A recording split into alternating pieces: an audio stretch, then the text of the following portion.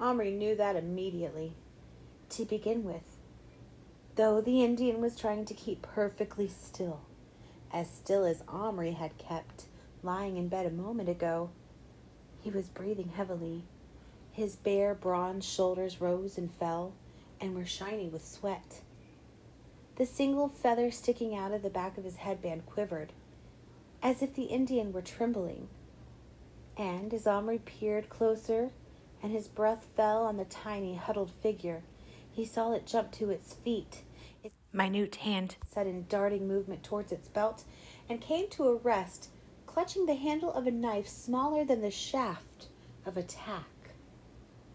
Neither Omri nor the Indian moved for perhaps a minute and a half. They hardly breathed either. They just stared at each other. The Indian's eyes were black and fierce and frightened. His lips were drawn back from shining white teeth so small you could scarcely see them, except when they caught the light. He stood pressed against the inside wall of the cupboard, clutching his knife, rigid with terror, but defiant. The first coherent thought that came into Omri's mind as he began to get over the shock was, "I must call the others," meaning his parents and brothers. But something, and he wasn't sure what, stopped him. Maybe he was afraid that if he took his eyes off the Indian for even a moment, he would vanish or become plastic again. And then when all the others came running, they would all laugh and accuse Omri of making things up. And who could blame anyone for not believing this unless they saw it with their own eyes? Another reason Omri didn't call anyone was that if he was not dreaming and the Indian had really come alive, it was certainly the most marvelous thing that had ever happened to Omri in his life, and he wanted to keep it to himself, at least at first. His next thought was that he must somehow get the Indian in his hand. He didn't want to frighten him any further, but he had to touch him. He simply had to. He reached his hand slowly into the cupboard. The Indian gave a fantastic leap into the air. His black hair flew and the fringes on his leggings fluttered. His knife raised above his head flashed. He gave a shout which, even though it was a tiny shout to match his body, was nevertheless loud enough to make Omri jump. But not so much as he jumped when the little knife pierced his finger deeply enough to draw a drop of blood. Omri stuck his finger in his mouth and sucked it and thought how gigantic he must look to the tiny Indian, and how fantastically brave he had been to stab him.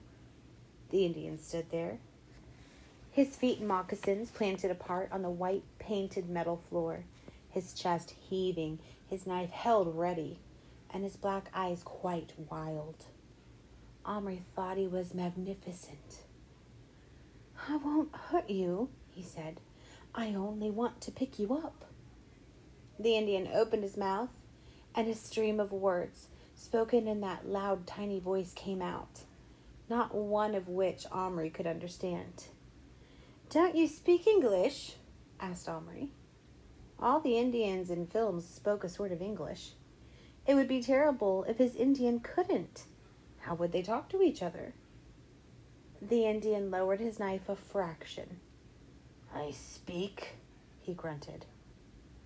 Omri breathed deeply in relief. "Oh, good. Listen, I don't know how it happened that you came to life, but it must be something to do with this cupboard, or perhaps the key. Anyway, here you are, and I think you're great. I don't mind that you stabbed me, only please can I pick you up? After all, you are my Indian," he finished in a very reasonable tone. He said all this very quickly, while the Indian stared at him. The knife point went down a little farther, but he didn't answer. "Well, can I say something?" urged Omri impatiently. "I speak slowly," grunted the miniature Indian at last. "Oh," Omri thought, and then said very slowly, "Let me pick you up."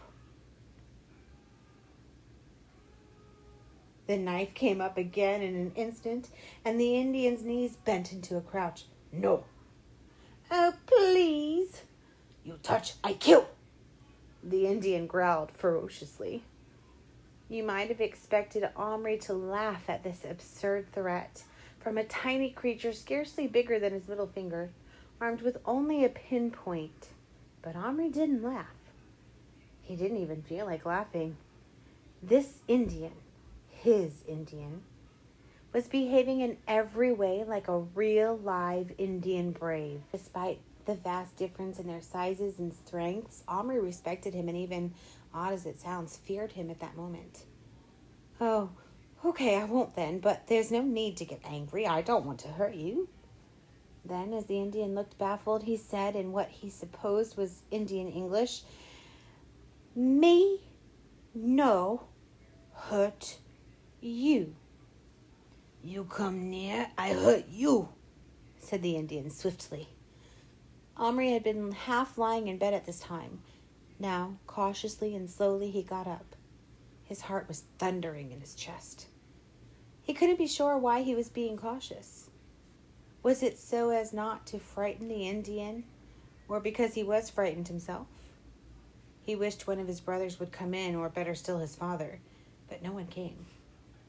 Standing in his bare feet, he took the cupboard by its top corners and turned it till it faced the window. He did this very carefully, but nevertheless the Indian was jolted and, having nothing to hold on to, fell down. But he was on his feet again in a second, and he had not let go of his knife. "Sorry," said Omri. The Indian responded with a noise like a snarl. There was no more conversation for the next few minutes. Omri looked at the Indian in the early sunlight. He was a splendid sight. He was just under 3 inches tall. His blue-black hair done in plait and pressed to his head by a colored headband gleamed in the sun. So did the minuscule muscles of his tiny naked torso and the skin of his arms. His legs were covered with buckskin leggings, which had some decoration on them, too small to see properly. He wore a kind of bandolier across his chest, and his belt seemed to be made of several strands of some shiny white beads. Best of all, somehow, were his moccasins. Omri found himself wondering, not for the first time recently, where his magnifying glass was. It was the only way he would ever be able to see and appreciate the intricate details of the Indian's clothes.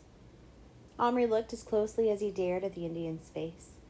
He expected to see paint on it, war paint, but there was none. The turkey feather that had been stuck in the headband had come out when the Indian fell and was now lying on the floor of the cupboard. It was about as big as the spike on a horse chestnut. But it was a real feather.